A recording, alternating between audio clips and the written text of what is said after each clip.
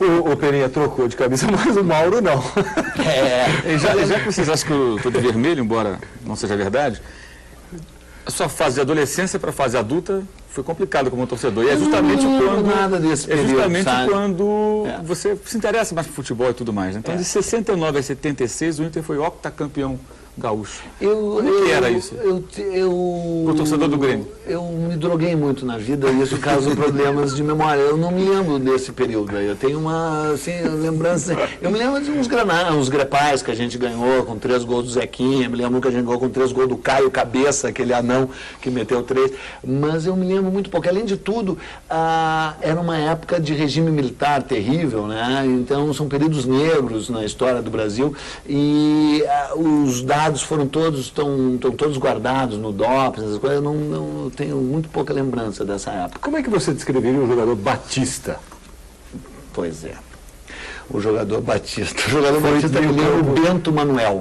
O Bento Manuel foi um general da Guerra dos Farrapos que tocou 4 vezes de lado. Ele era Farroupilha, depois ele era Imperial. Depois ele era Farroupilha, de novo Imperial outra vez. É que nem o Sérgio Moacir Torres Nunes, que foi goleiro do Grêmio, goleiro lá do outro lado, depois treinador.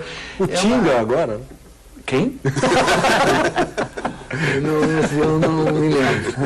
Quer dizer, pô, o Tinga, né? Quem diria, né, cara? E pior é que ele ficou bem de vermelho. Isso é pior. Combina com o vermelho. Com aquelas trancinhas. Pô, Tinga! Eu encontrei ele outro dia. Tinga! Porra, Tinga! Qual é a tua? Desculpe, mas essa época é o seguinte, além de tudo, cara. Essa época é uma excrescência tão grande na história do Rio Grande do Sul que o time que você quer se referir praticava futebol arte no Rio Grande do Sul. Cara, pô, foi tirado dos anais. Ou posto nos anais. Caçapava. Pois é, então, eu encontrei há pouco num programa, numa emissora menor do que a ESPN aqui. Tô brincando, não vou dizer mais. Mas encontrei o grande Capitão Dunga, né? Qual é a única mácula no passado do Dunga? É ter trajado vermelho. E vocês fazem parte dos caras que batizaram de Era Dunga. Aquilo é como se fosse... Cara, o Dunga, quem é que foi campeão em 94? O Dunga foi campeão sozinho em 94, sozinho. E por isso que ele levantou a taça. Não precisava nem os outros jogar, embora essa mácula no passado. O vídeo. Você falou do Maradona, que é um representante do futebol, do futebol arte, mas tem aquela a garra, né? Você descreve Maradona como aquele cara tatuado, que é diferente do Pelé. O que você acha do Romário? É futebol arte? Pois é, cara. Olha, perguntas sérias e assim, ainda que querem me pegar nas contradições, são horríveis, porque eu sou um cara monolítico, entendeu? Eu não gosto, assim, eu gosto do Romário, cara, que horror. Imagina meu irmão vendo isso em casa. Você confessa. Mas eu confesso que eu gosto do Romário, mas primeiro não é futebol plenamente arte. Segundo, pois é, mas ele vai contra outra tese que eu defendo, cara. Posso te ajudar? Pode. Não. Eu gosto do Romário por causa de uma coisa, de um caráter meio sem caráter, assim, no melhor sentido, no sentido macunaímico do sem caráter, entendeu? Eu acho que o Romário, para vocês brasileiros, realmente tem que ser um ídolo total. Porque, pô, o cara é macunaímico, o cara é antropofágico, o cara é até meio mamônico lá dos Mamonas Assassinas, entendeu? Que eu vejo uma linha, aliás, eu sou o biógrafo dos Mamonas Assassinas, talvez você saiba, eu escrevi a biografia oficial do grupo. Então, sabe aquela coisa assim, macunaíma mesmo, eu não treino, porque ele não precisa treinar mesmo, entendeu? Fica ali só naquela área, botando pra dentro, sabe? Cara, eu gosto, cara. Com a língua que ele dá na canela. Com a língua ele dá na canela. Com a língua ele dá na canela. Não, e as declarações dele, entendeu? Cara, eu gosto, tem atitude, entendeu? Tem atitude. Mas se essa parte pudesse ser cortada, eu queria. Agora, você vai ajudar. Ajude agora. Agora que eu já naufraguei, me ajude, por favor. Não vou pedir para cortar. Nós vamos manter tudo na íntegra. Ele subverteu até um pouco a ordem no salão. Não. Nem com o meu salão? Pelo amor de Deus, nem me fale disso. Mas quando começaram os confrontos entre Grêmio e Internacional? Quando começou o Grenal? O time era vermelho e os azuis, pretos e brancos já representavam uma potência. Os fundadores do Internacional achavam o jogo contra o respeitado Grêmio uma boa maneira de divulgar o nome do novo clube. Propuseram um amistoso. Sabe quanto acabou a partida? Grêmio 10, Internacional 0. Não é preciso muita imaginação para entender por que esse foi o primeiro e último Grenal amistoso. Que maravilha, né? O segundo foi 5 e o terceiro foi 10-1, ou seja, os 3 primeiros Grenais foi 25-1. Que maravilha. E você conta também que o jogador do Grêmio que fez, o jogador do Internacional que fez o gol foi carregado. Claro, exatamente, conseguiu fazer um gol inteiro, Vamos falar um pouquinho desse... Não me venha com provocações. Do municipal, né? Eu queria voltar lá para o começo do programa, Tá. quando você falou dessa questão da imprensa do Centrão, da empresa do Centro, Que você admite, né? Que era assim, né? que talvez até seja, enfim, e que eu sou da empresa do Centro. Mas você falou dessa relação da imprensa do Centro com o futebol do Rio Grande do Sul, e agora há pouco você falou que o Internacional dos anos 70, o municipal dos anos 70, jogava futebol arte. Você acha que naquele tempo, nos anos 70, era diferente? Ou seja, o Grêmio foi mais discriminado pela imprensa do Centro do que o time dos anos 70? Não, incomparavelmente, né? Agora, falando sério, que não é a minha especialidade, né? Eu sou que nem bicheiro, só vale o que está escrito, né? O que eu falo, que ninguém diz assim, eu vi você falando na TV. Falando não vale, né? Agora, sério é esse livro. Era muito, embora se você analisar aquele time, eu não tenho muita paciência de falar daquele time, lá da Beira Lago, dos anos 70. Mas se você analisar aquele time, vocês já citaram alguns nomes aí, que eu não vou repetir, né? Mas primeiro vê quem era a linha de 4 zagueiros, especialmente os 2 laterais, né? Tem algum resquício de futebol arte, mesmo porque o cara ainda tinha um nome maravilhoso, esse eu vou dizer, Vacaria, né? Que maravilha, né, cara? O livro fala, inclusive, da cidade de Vacaria aí, né? Daí, pô, vê os 2 caras na frente da zaga, os 2 verdadeiros, né? Um, inclusive, o Batista já está aqui, o outro o Caçapava. O outro não vou nem citar, porque todo mundo sabe que gavião é uma ave muito superior à outra, aquela lá, né? E o jogador mesmo era o Gavião, esse jogava muito. E, pô, então, quer dizer, vocês é que acharam que era futebol arte, não era. Né? Era um futebol de muita força. Eu não me lembro direito daquilo, graças a Deus, eu era criança. Eu tinha 8 anos, 9 anos, 7 anos, 6 anos. E não tinha, infelizmente. Mas daí os times do Grêmio, eu encontrei agora esse livro que é um best-seller, o Almanaque dos anos 80. Né?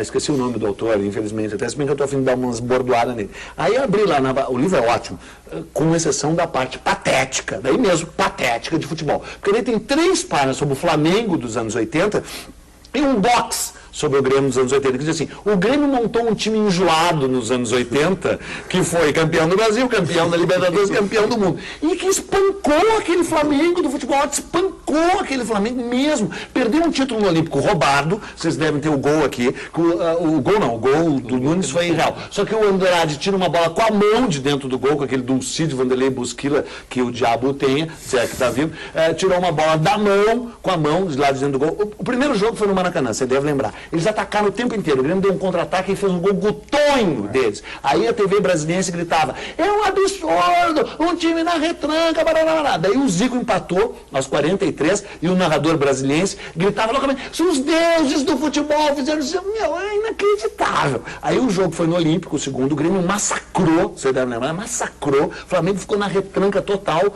Honrosamente, eu defendo o recurso da retranca. Foi um momento de lucidez do Flamengo. Momento de lucidez do Flamengo, porque o Flamengo, você sabe, é um clube de regatas. O negócio dos caras é remar. O outro clube de regatas, sabe, Pedro Álvares Cabral, que tem no Rio de Janeiro também, o rival do Flamengo. O negócio deles é remar, entendeu? E ainda agarrando no remo, bem forte, um pedaço de madeira grosso. E aí foi 0-0, depois teve a terceira partida, que o Grêmio perdeu roubado. Depois, cara, o Grêmio tocou 3 neles na Libertadores. Depois ganhou de novo deles e terminou a década de 80, em 1989, tocando 6-0. Daí tem lá Flamengo.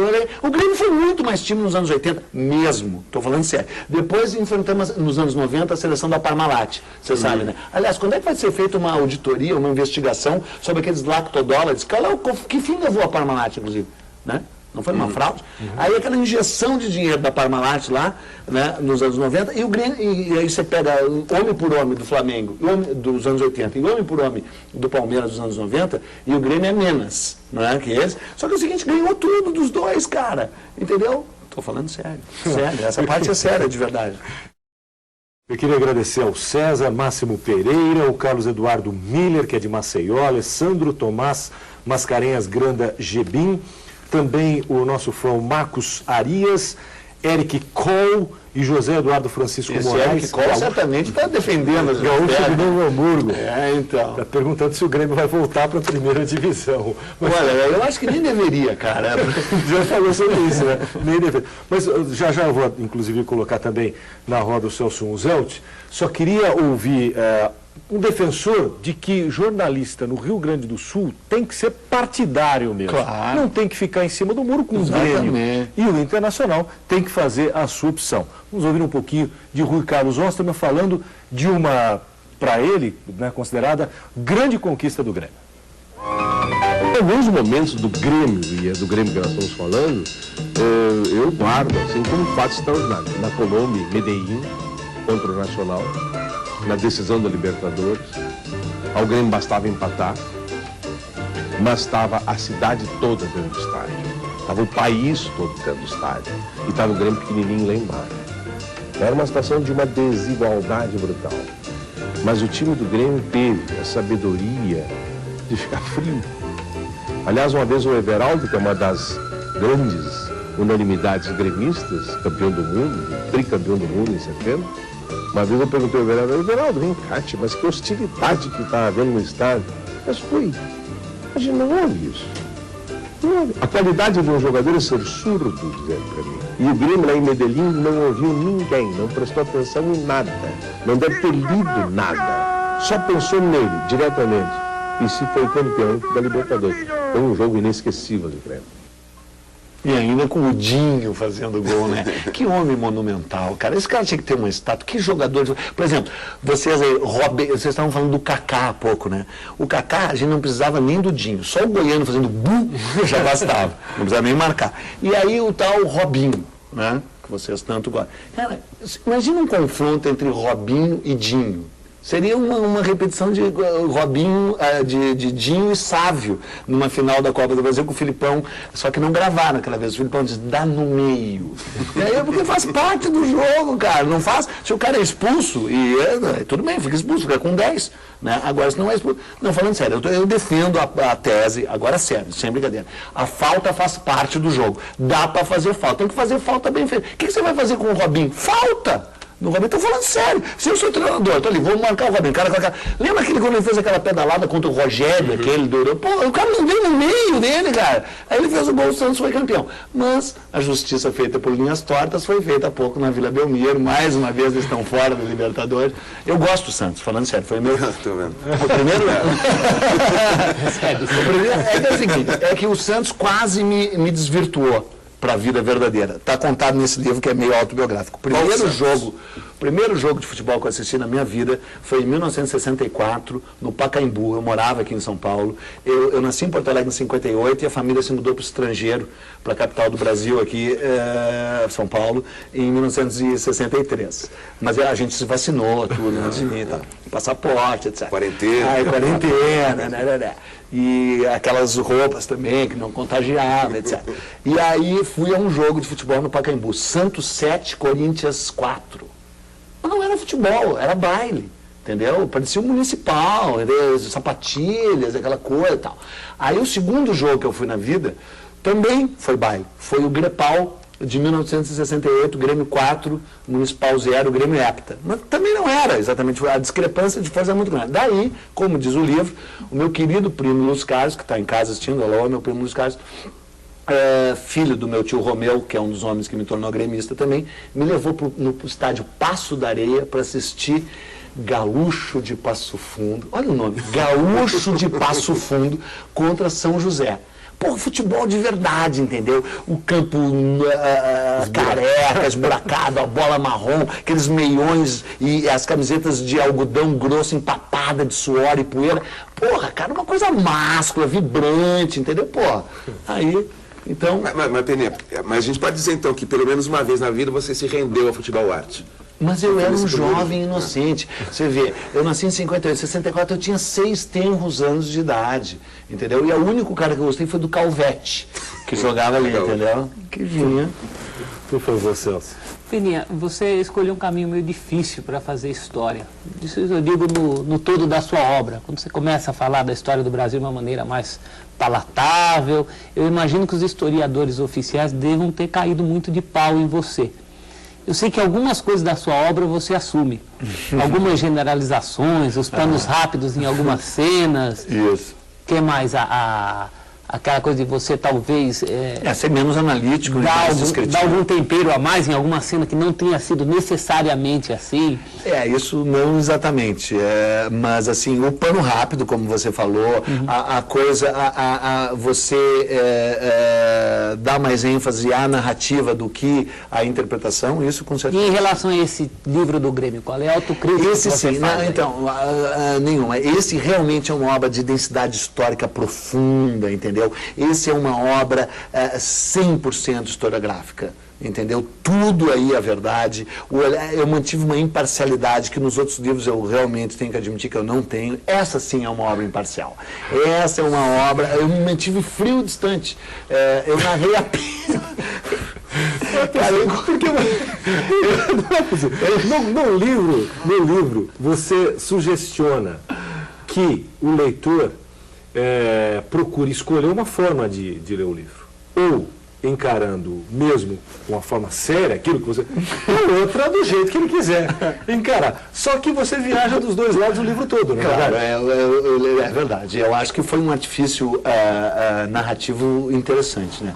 Porque até para debochar, você falou, os historiadores. Eu, na verdade, cara, assim, os maiores historiadores do Brasil, Lili Schwartz, Nicolau Shevchenko, Max Justo Guedes, que é o maior especialista mundial no descobrimento do Brasil, o Ronaldo Vanfas, que é o coordenador técnico da coleção, a Mary Del Priori, todos esses caras saíram total em minha defesa, porque são uns caras resolvidos, escrevem bem, eles sabem da grandeza e da pequenez da minha obra como historiador, que eu não sou, né? Quer dizer, eu sou historiador com I maiúsculo, né?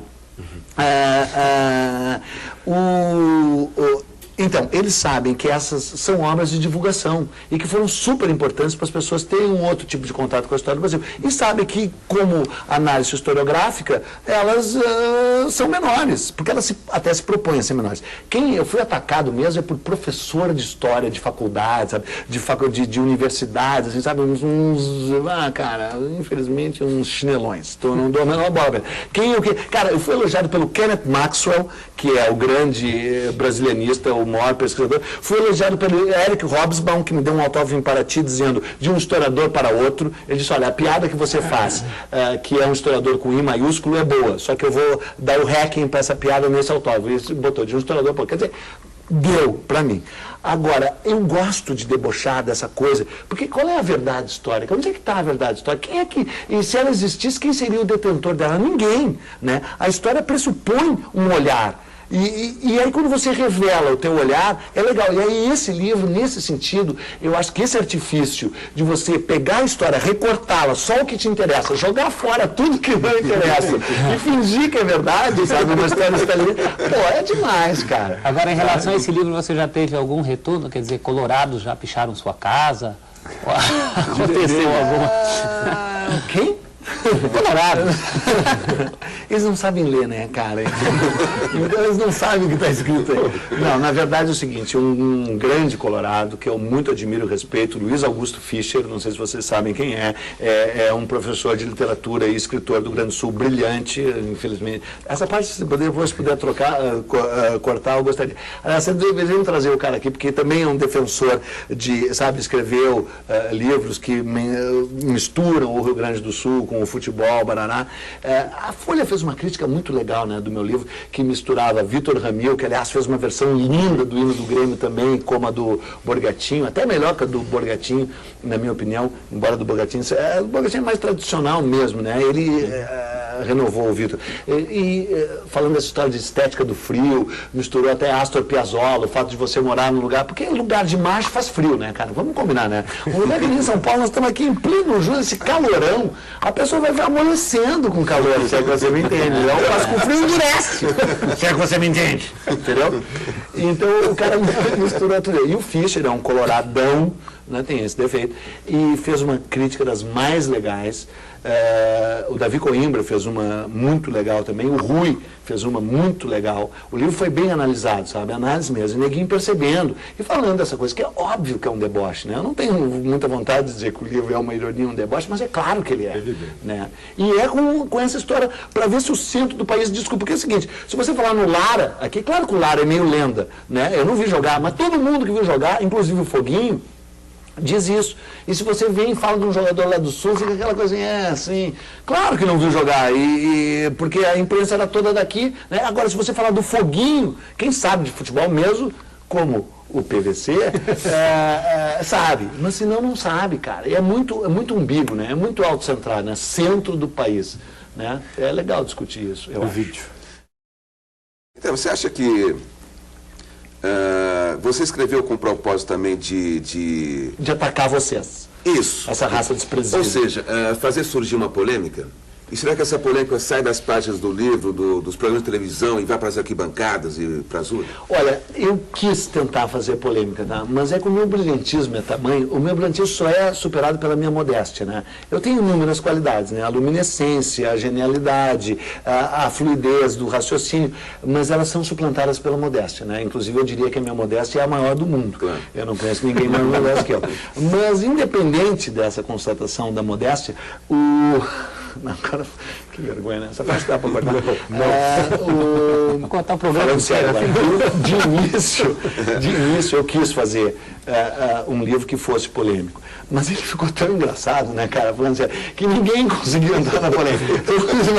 Entendeu? O que, por um lado, não é tão... Porque seria legal se a gente pudesse fazer essa coisa da polêmica mesmo. Mas na arquibancada, a polêmica não ia chegar na arquibancada. Porque o torcedor, e esse é um dos méritos desse livro, de ser um livro de torcedor total, o torcedor, vocês, dessa bancada aí, os demais, que discutem, o torcedor não discute, o torcedor quer ganhar, cara. O bom é ganhar. Ganhar jogando bem é legal. Ganhar jogando mal é tão legal quanto às vezes é mais. Pergunta pro torcedor, é isso, cara. Só vocês que ficaram fingindo que a derrota de Sarriá em 82 foi mais bonita que a vitória em 94. Que vocês Nesse não sentido, o livro é bem real. Então. Quer dizer, o gremista se enxerga assim. Claro. Por mais que você esteja fazendo ironia, o gremista é isso. É isso mesmo. E não é bonito ser assim, não é lindo, não é másculo, acima de tudo másculo. A maior vitória do Grêmio foi um empate de Tóquio. Claro. Coisa boa um empate, né? Agora, como é bom ganhar, sério, ganhar com regulamento. Entendeu? Muito melhor, cara. Essa vitória horrorosa do Grêmio contra o Corinthians, uma vitória fácil, dando um banho de bola, jogando futebol bonito. Naquela... Vocês estavam aí narrando, transmitindo aquele jogo. Coisa horrorosa, quase tirei do livro. Falando sério, não tem graça. Agora, ganhar lá em Tóquio. Com o Grêmio levou um gol aos 41 do Hamburgo, né? Que, aliás, traje vermelho, palavra originária de verme, se você for e depois aquele empate maravilhoso contra o Ajax. Não me diz que já está terminando o programa. Não, Mauro, por favor. O título gaúcho de 77 é mais importante do que algum título brasileiro ou Libertadores? Os títulos brasileiros do Grêmio não interessam absolutamente nada, só porque nos levam para o único torneio que interessa, a Libertadores.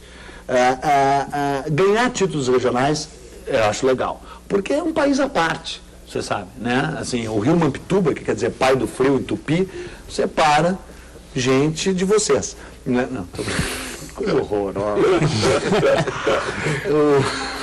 Por enquanto, nós estamos levando como se fosse mesmo um deboche.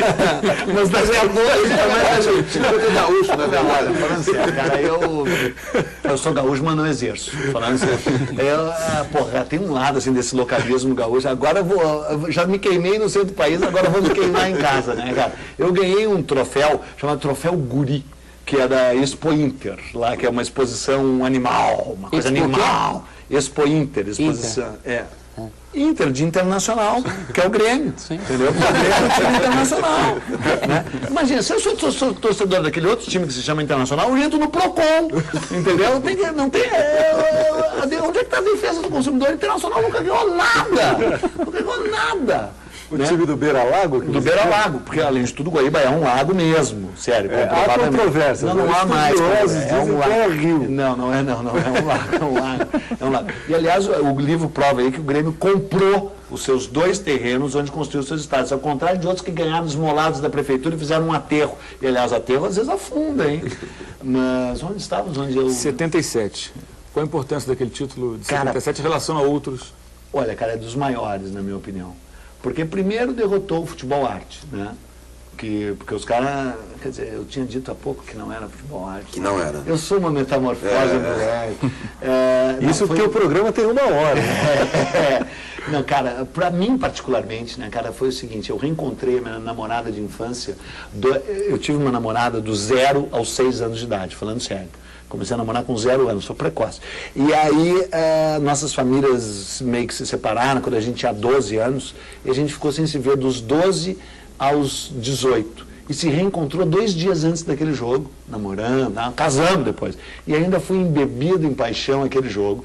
O André era meu amigo, um doidão, bababá, bacana, cabeça feita. Aí terminou o jogo, ele fez aquele golaço, eu entrei no vestiário, estava o Gilberto Gil abraçado, essa história está no livro, abraçado no André. Eu disse, pô Gil, e aí o que você está fazendo aí? Veio cumprimentar o André, baiano que nem você? Sim, vim por causa do André, que é baiano, mas vim acima de tudo porque eu sou gremista. Então eu digo, pô, gremista? Você é um baiano? Por que você é gremista? Porque o céu é azul, a paz é branca e eu sou negro.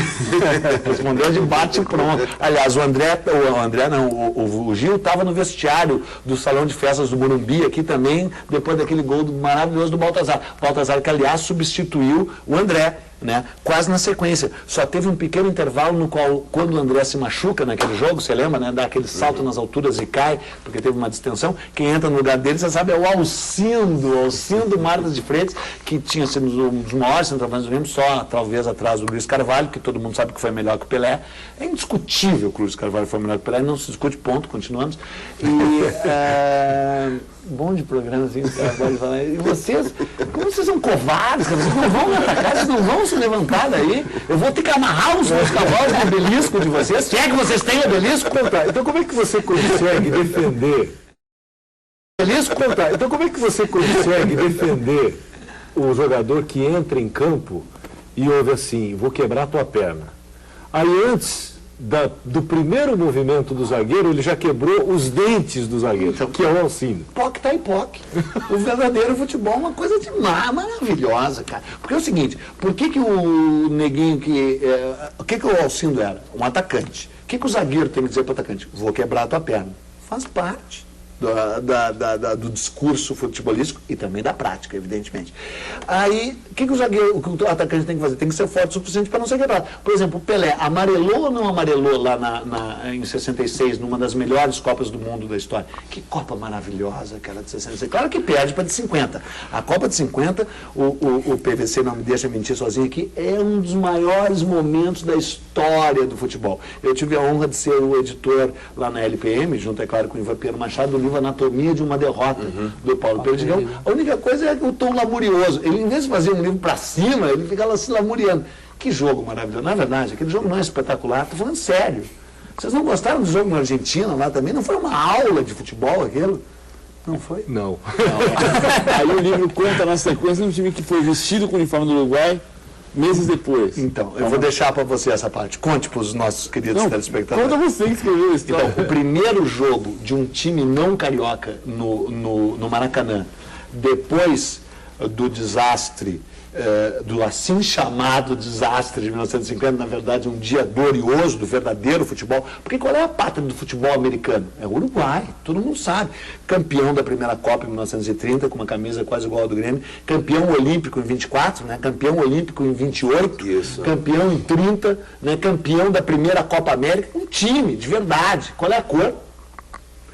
E aí o Grêmio foi jogado contra o Flamengo, cara, contra o Flamengo, que maravilha, no Maracanã, no dia 15 de novembro de 1950, e ganhou de 3-1, fez o seu gol número 3.000 com um jogador argentino, Balejo, jogando com a camisa igual do Uruguai, que coisa, uma pena que não era feriado aquele dia, né, 15 de novembro, e uma pena que não era aniversário do Flamengo, uma pena que não era finados.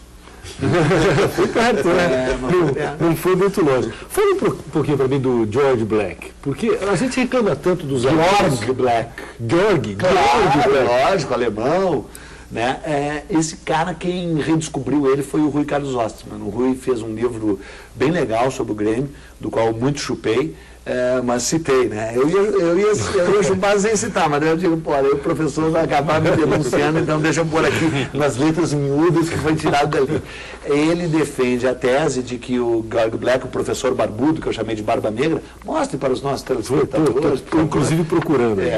Ele era um atleta completo mesmo, ele também corria 100 metros rasos, ele praticava punhobol, não sei bem o que quer dizer punhobol, mas eu também pratiquei na adolescência punhobol bastante, e fiquei até com calma na mão de tanto praticar punhobol, dá calma, é verdade.